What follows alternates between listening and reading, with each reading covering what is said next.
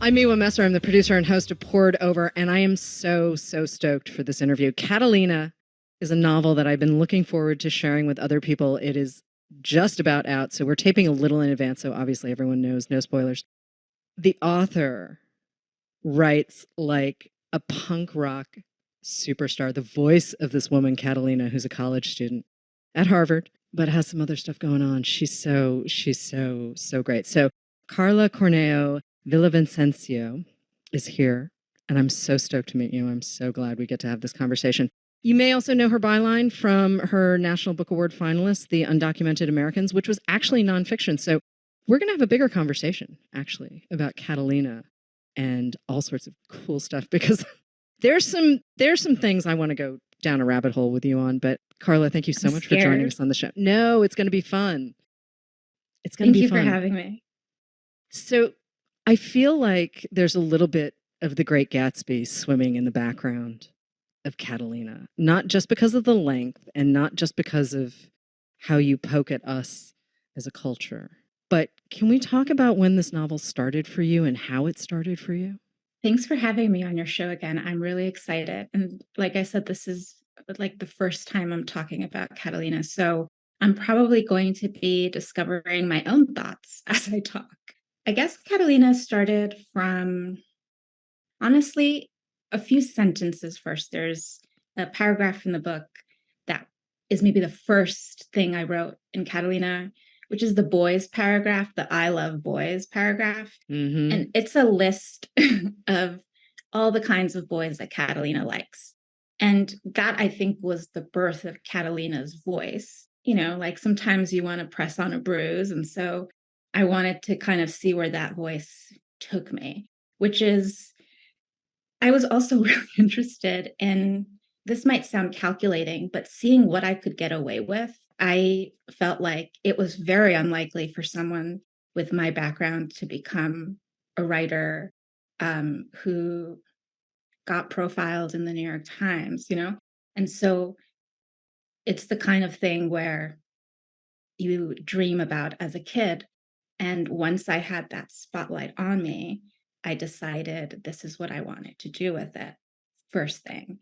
And so that impulse to, I believe, it was very animating for me creatively.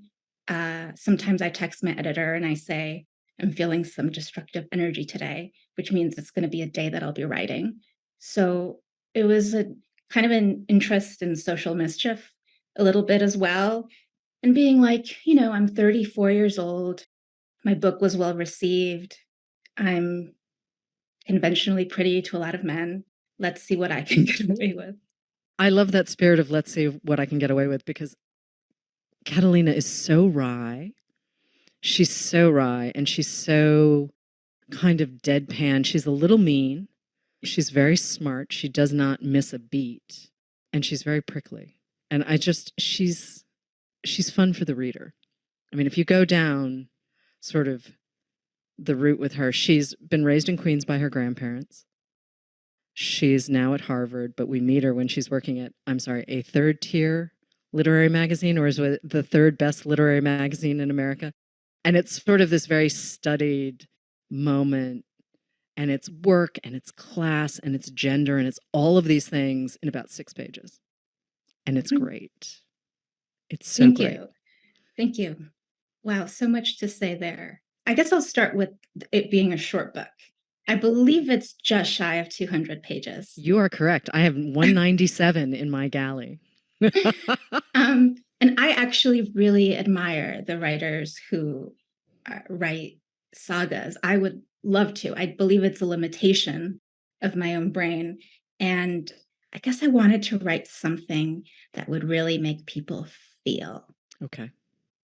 I have been drawn to novels that are of a shorter length, like Jamaica Kincaid's Lucy, Salinger's Franny and Zoe, the things they carried, all of the novels that I've reread, you know, The House of Mirth, all of the novels that I've reread over and over and over and over are shorter novels. Mm-hmm. And so I've reread Chronicle of a Death Foretold more times than I've reread 100 Years of Solitude. And it isn't a testament to anything about the books other than I have a greater intimacy now with Chronicle of a Death Foretold, which is so short. And I have less of an intimacy, maybe more of an awe and a respect that comes with distance. But there's a kind of relationship that readers can have with a short book, I think, that is quite intimate in a way that I think isn't necessarily predicated on length either.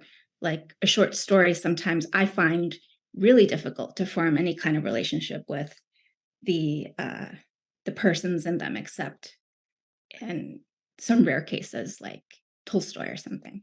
So I was also really interested in the form of the short book. All right. But I'm going to come back to a point that I sort of opened with, because Gatsby, right? Like, I do feel like there was a little bit of Gatsby in the back as I was reading Catalina. And it's partially her figuring out where she needs to be and what she wants, right? What she wants from her experience. And also, wants to make money so she can take care of her grandparents, and also needs to figure out what's happening with her. And she has so many people sort of trying to tell her who she is and what she should want and where she should be and all of these other things. And she's like, well, actually, have you met me? And you keep the cast really tight. Obviously, we've got her grandparents. She has a couple of friends at college, a boyfriend, and we get flashes of her professors. But it really is all her. And she is kind of your Jay Gatsby in a way. Or am I right? I can't, I don't know. Maybe I'm wrong. It somehow feels inappropriate to respond to that. Okay, that's fair. That's totally fair.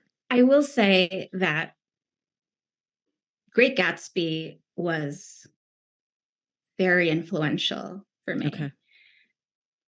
I think Jay Gatsby, the character, was the first immigrant I encountered in fiction. Oh, interesting. Okay. That tracks, I think. Yeah.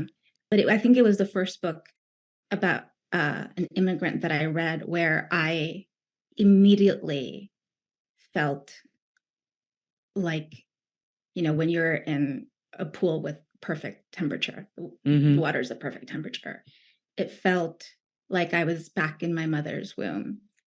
So I was really struck by that, I think, when I was young, that I had formed this like spiritual affinity with, in this case, F. Scott Fitzgerald, who was so different from me. And, I find myself being 15 years old or whatever, and drawn to this frail, blonde man in a black and white photograph.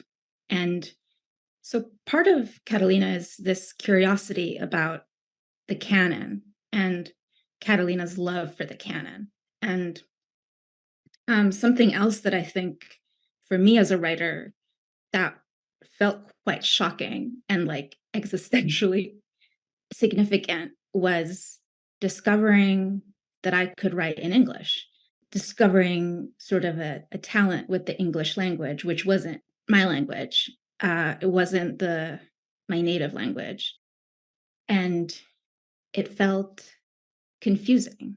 It felt like the universe was both kicking me and trying to, get me up from the ground.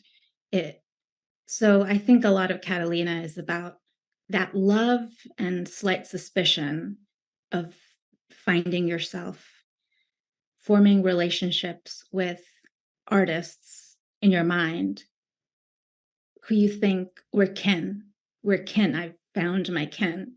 And then you just go on reading, and then there's just this moment where you realize that you're not the intended audience, right? And it'll be a moment, me reading Philip Roth, and also not identifying with Alexander Portnoy, but being really tickled by him, being like, I'll stick around for the show.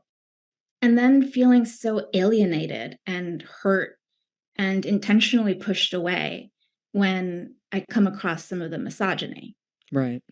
there should be a word for that moment, I think, for like women reading men or any minoritized group trying to read something that is so beloved in the mainstream culture.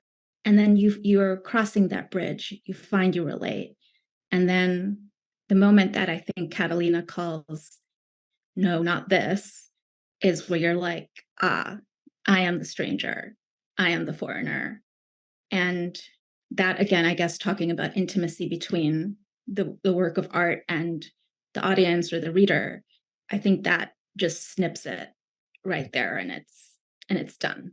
Yeah, I get all of that. And I'm trying to think of the book that made me sort of pull up in my tracks and think, not talking to me. Like, I know it has happened. I'm so excited for younger readers to meet Catalina because of her attitude, because she's, really kind of punk rock, not an untrustworthy narrator per se, but like she just doesn't hold back. And it's been a really long time since I've met a character like her with kind of the velocity that she has. I mean, set aside for a second that you've written a 197-page novel, but the story flies. Like, we are moving forward with every single, even when you're sort of flashing back to Catalina's backstory. It never stops moving. And it's this combination of beautiful sentences, really interesting characters, and stuff happening that feels, I don't want to say rare, but it feels really special. And it feels really new and fresh and very sharp-eyed. And I feel like you have been sort of watching everything around you for a really long time. And, your first book obviously was a combination of reportage and essay and interviews and all sorts of stuff that you were doing. But am I right about that? Were you one of those kids who just sat around watching everything and paying attention because you were like, what is happening here? Who are you people? When I came to America, I was 5 years old and I immediately started school, and it was not a bilingual school. And so I don't really remember a lot of that period of time, but I know that I have like a weird trauma response contained when I see like fresh fruit in a Ziploc bag, because my mom sent me fresh fruit in a Ziploc bag to school for lunch when I was in kindergarten. And I believe I spent so much time staring at that food or that item because I was probably so confused, and probably a little sort of sensorially frightened, if not frightened in other ways, about the English around me that I couldn't understand, this new country I was in, all of that.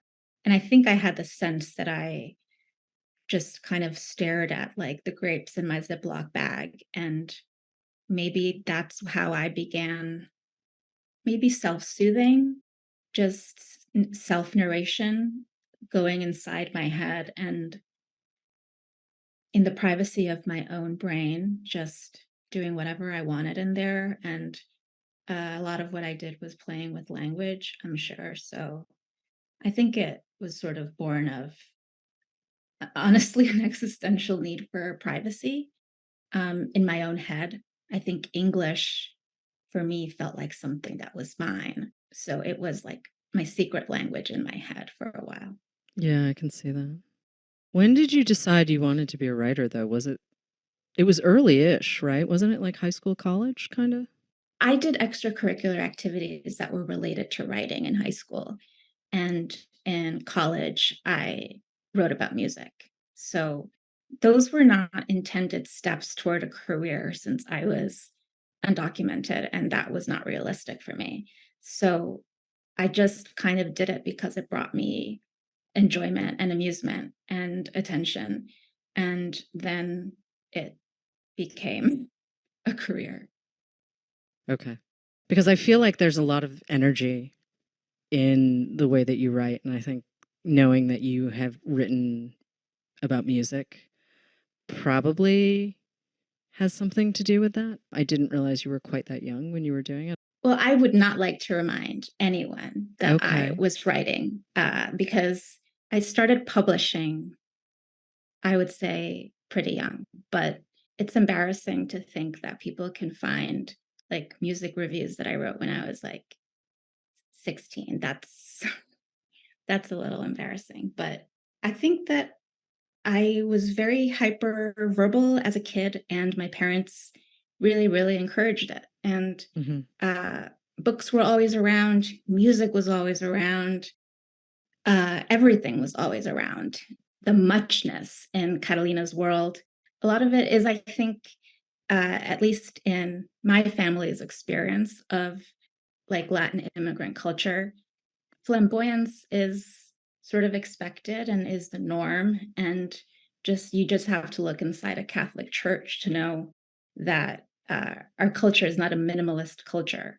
And so I think that I was really interested in like the abundance of language and everything in the book. It was just I wanted to sort of write about muchness and like with muchness, if that makes sense. It does, because, I mean, isn't that not necessarily what the narrative is when it comes to someone from Catalina's background who may not have all of the resources? She's a scholarship student at Harvard. And so she's coming from a world that's not quite like her classmates. I mean, Delphine, her good friend, is also, they're both raised Jehovah's Witnesses. Catalina is undocumented, but Delphine is not. And Delphine is sort of, she's got her whole plan. She's got everything mapped out, and she's looking at Catalina going, "What do you want?" And Catalina's like, "I'm figuring it out as I go." And watching these two women kind of interact and figure it out, it's like eavesdropping, Hmm. right? So Catalina, obviously, driving force for you as the writer. We knew we were going to get some sort of parental figure, but can we talk about her friendships for a second? And can we talk about her boyfriend? So she's got Delphine and she's got Kyle, and then this boy, Nathaniel, who sort of bops in and out.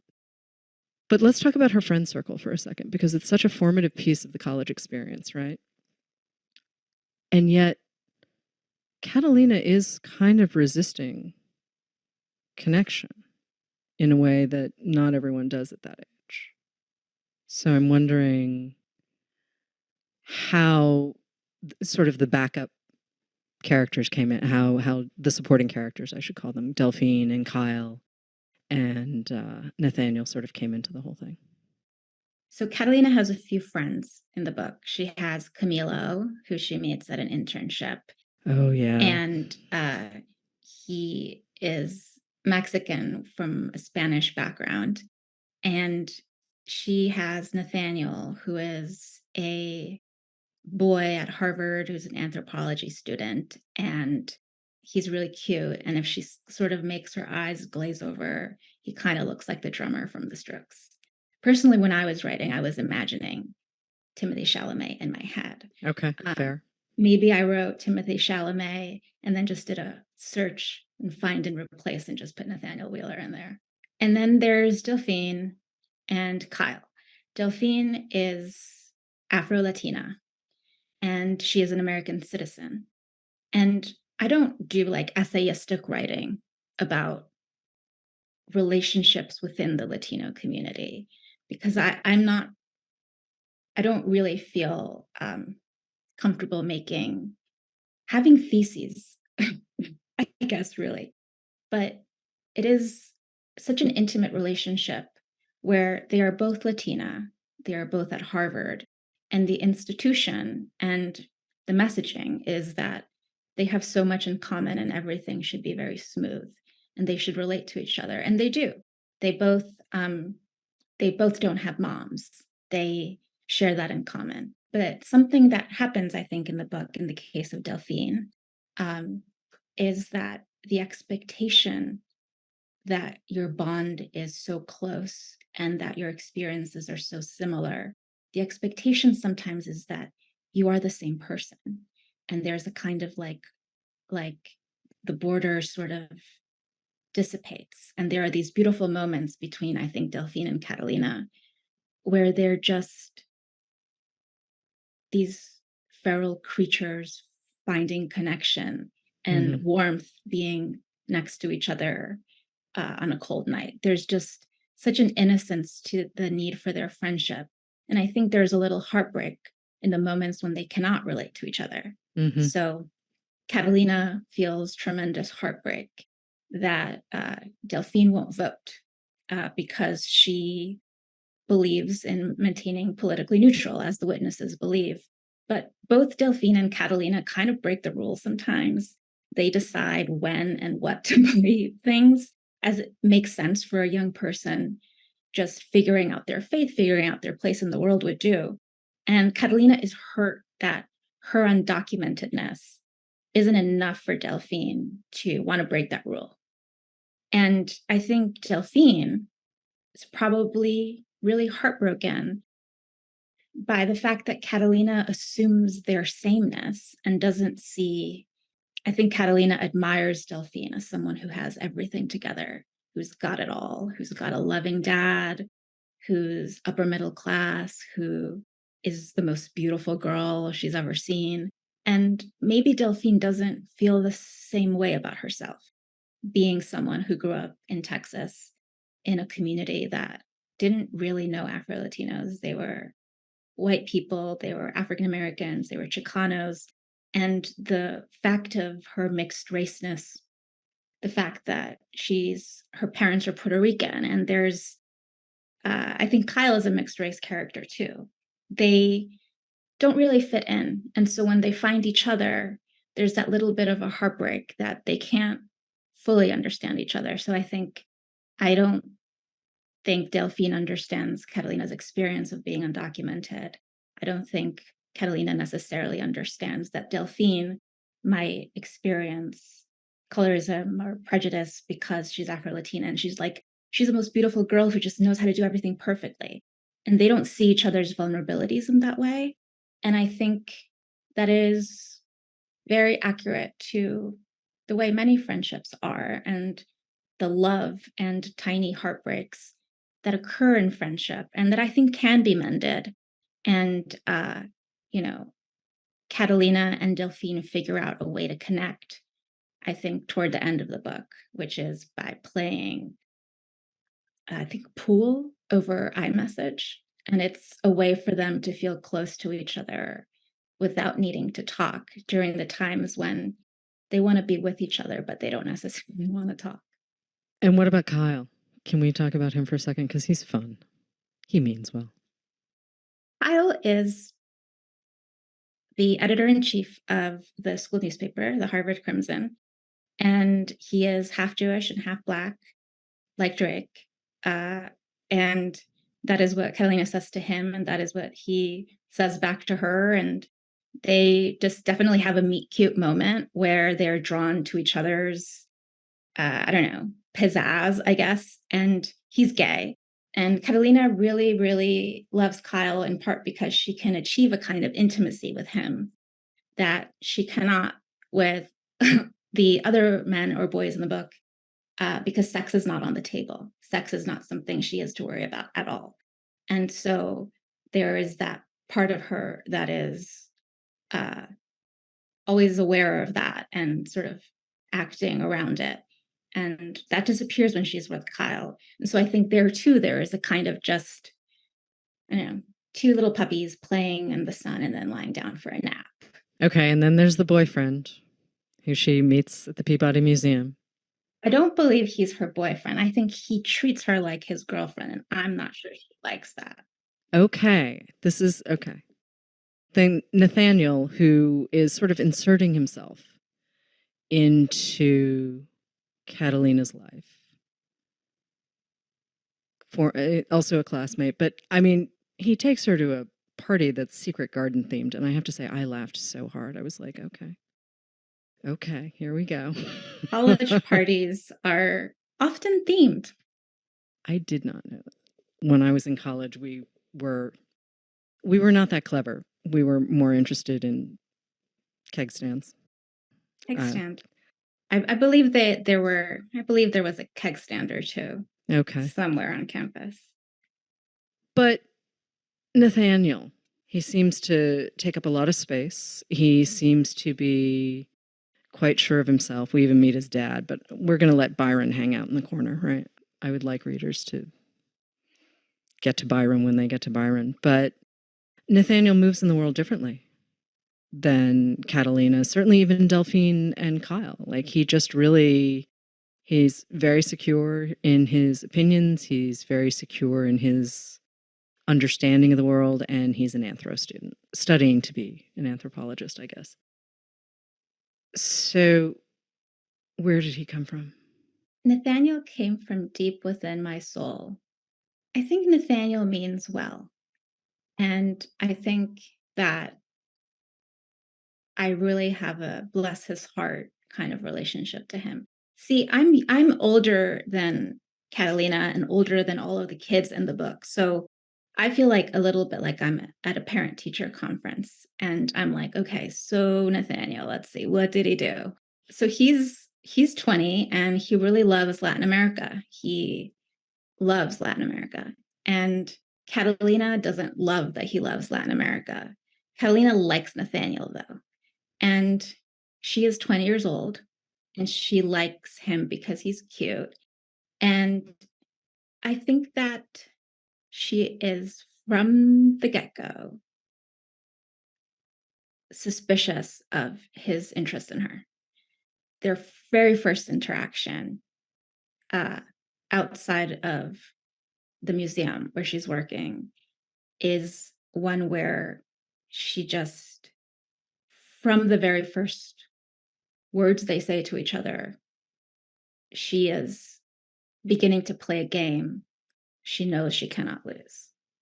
And there is a defensiveness that comes up with Nathaniel that you don't see with Delphine and you don't see with Catalina. And I think it's a little bit of that moment we were discussing earlier where you're reading a book that is sort of not intended for you. And there's a moment where it just kind of stops and you're like, oh, this wasn't, there are these like moments in the book with white characters where you see Catalina kind of opening up, sort of feeling comfortable. And then they say something that others her and that makes her feel like an object or makes her feel like something to be studied. And she sort of starts to feel like a specimen. And I think there is both a real defensiveness on Catalina's part because she's 20 years old, but she talks like she has like a whiskey and cigarette voice, and she's just like reminiscing about old loves. There's just a lot of posturing. I forgot what I was saying, but I probably was saying something really smart. What was I saying? You were actually saying something very smart. You were just saying she's very defensive and doesn't trust this guy and doesn't trust his motives, which I absolutely do agree with. But you said something really interesting that I want to go back to for a second, where Catalina with Nathaniel is playing a game she knows she cannot lose. I'm hoping you'll sort of elaborate on that a little bit. But a game she knows she cannot lose. I'm like, she's very clear that there's a whole rule book for functioning in the world, right? And part of that is I'm at Harvard and my trajectory will be X, Y, or Z. But I think that's a really interesting turn of phrase to use to describe her non-relationship with Nathaniel. I don't have an autism plotline in the book, but I do describe someone who has a lot of, let's say, sensory sensitivities and who is hyperverbal and who gets a lot of social understanding from books and movies. And that is in part why so much of the writing is so reference heavy. This is how this young person makes her way through the world. I think she's autistic. I think she's on the spectrum. And I think that to be autistic, especially the way girls are socialized, means you're doing a lot of social observation in order to, again, to kind of survive. You can learn to mimic other people, but you're definitely studying everything. I sort of see the social structure behind everything because it all is a little foreign to me. Okay, so when my partner says, remarks on the sunset, and says the sunset's beautiful. I used to be like, I'm not sure how to respond to that. Would you like me to agree? Would you like me to?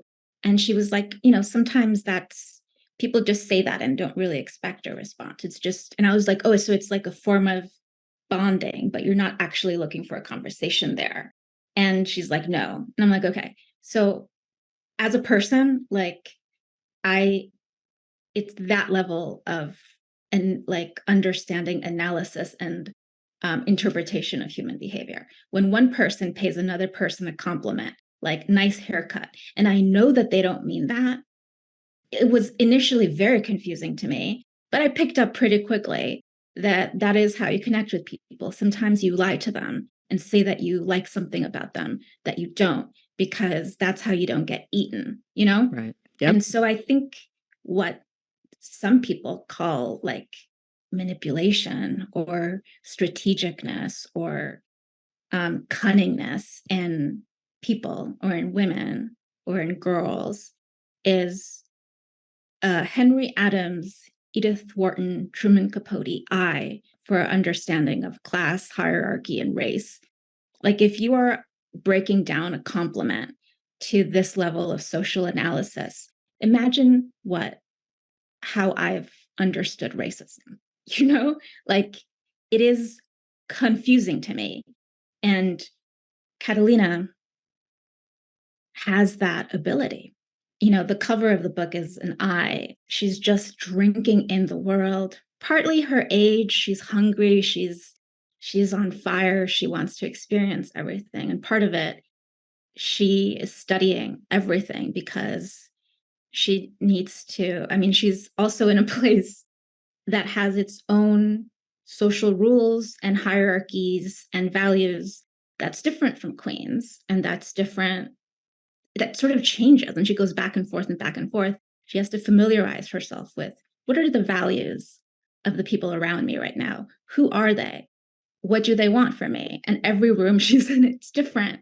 And I think she's just like a little alien who's just like doing the best she can with the life she was given. Well, she's my favorite little alien. I do want to bring up something, though, that your publisher has used to describe Catalina, and it surprised me, and not necessarily in a bad way, but it definitely surprised me. They use the word hagiography to describe this novel.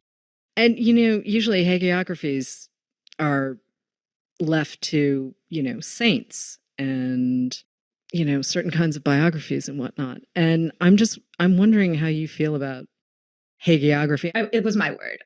Okay, yeah. Good. All right. So I'm not like shocked or anything, but I can explain why I think that. I would love to hear. Yeah, I would love to hear that, because it's not a word you hear tossed around a lot these days, and I just honestly, I'm still smiling thinking about it, and I really did laugh out loud when I saw it. I was like, oh, that's really good. I'm glad you were amused by it. I was interested in the lives of saints. Again, I went to Catholic school. I have a Catholic background. Also, I don't have children, and I spend a lot of time just on my back reading.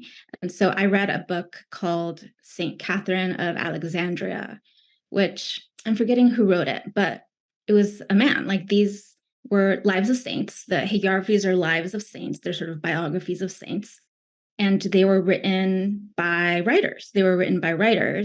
Who would say things like, I got this message from this monk who found this scroll, who was given to him by an angel.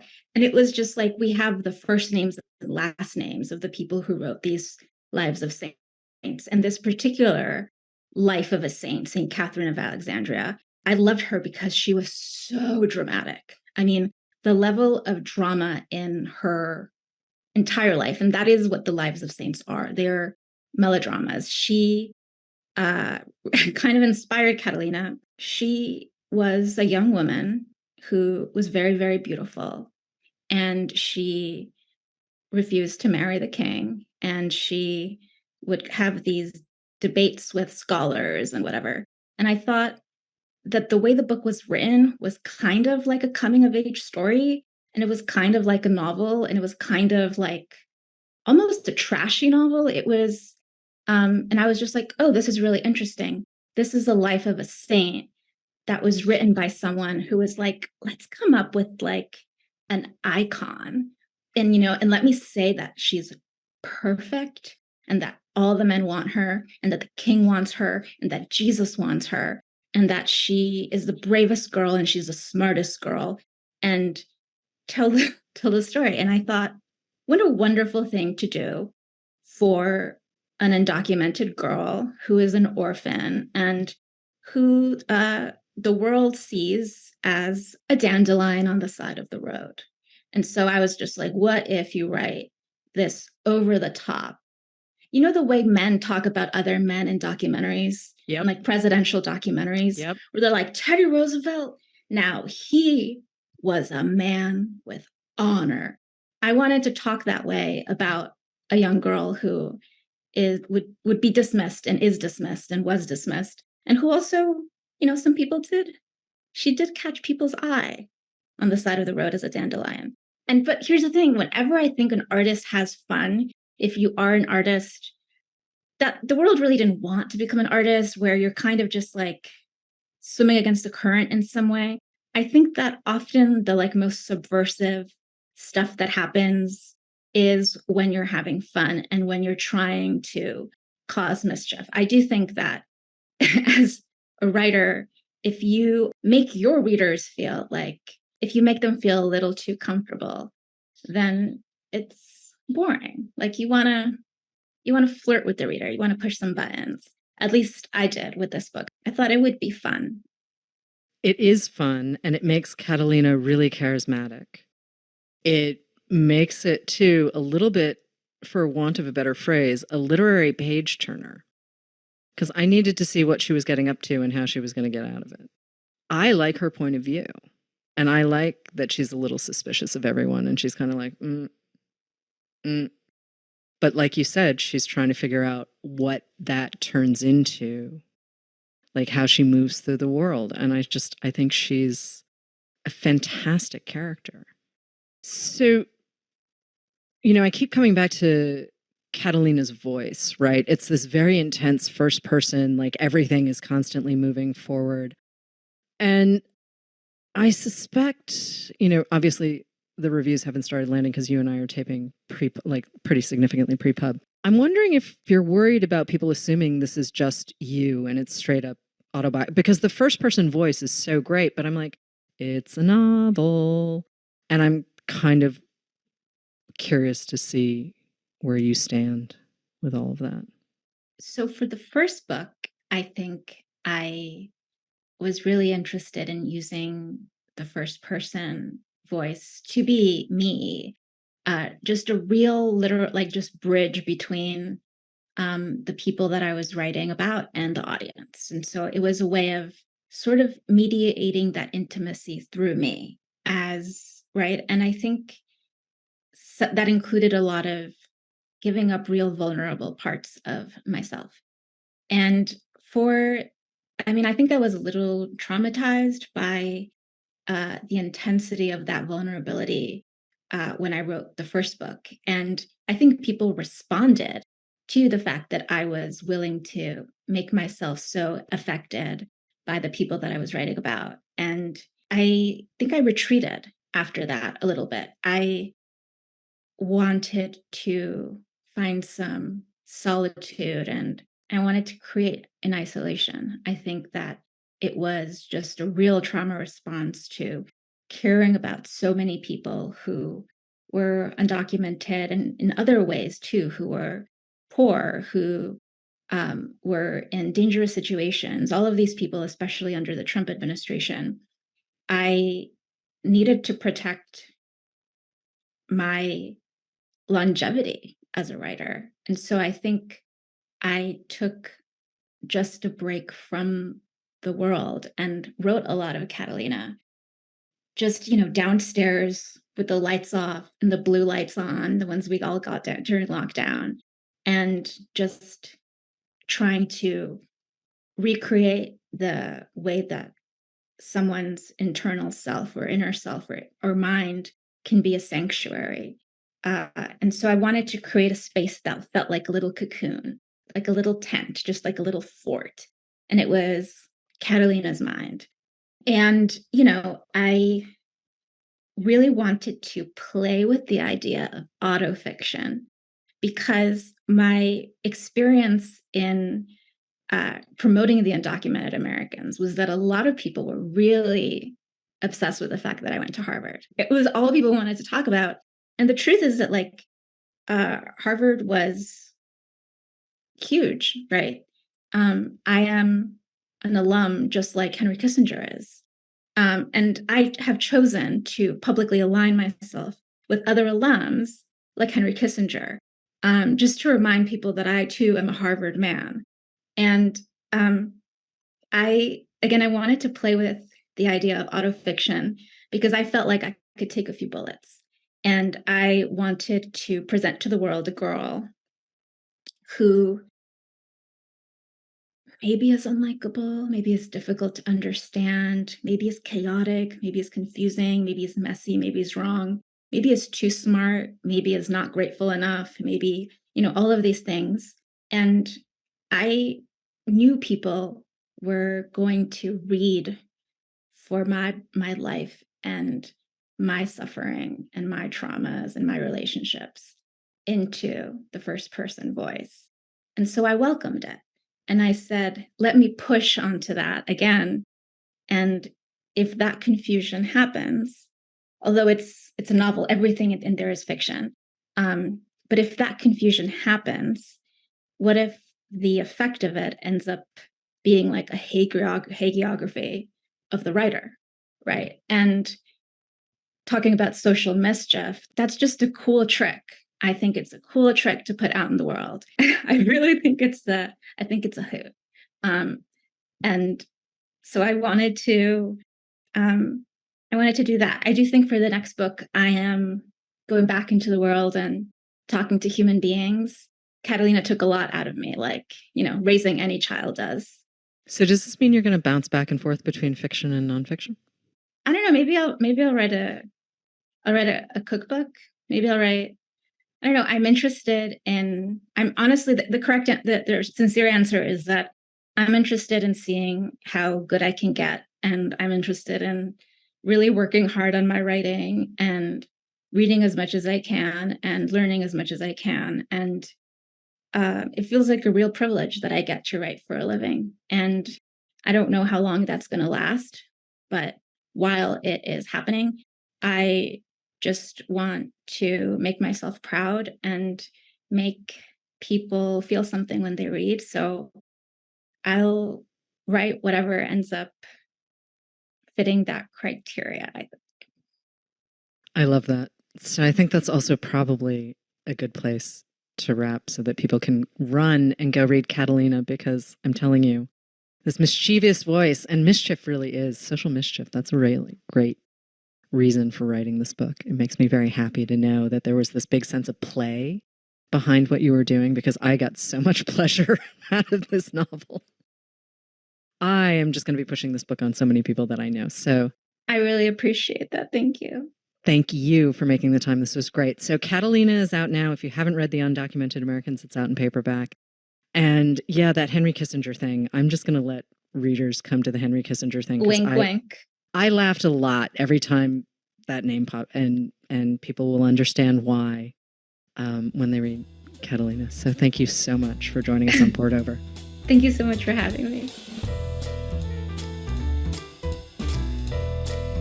Thank you for listening. Poured Over is a Barnes & Noble production. To help other readers find us, please rate and review the show wherever you listen to podcasts.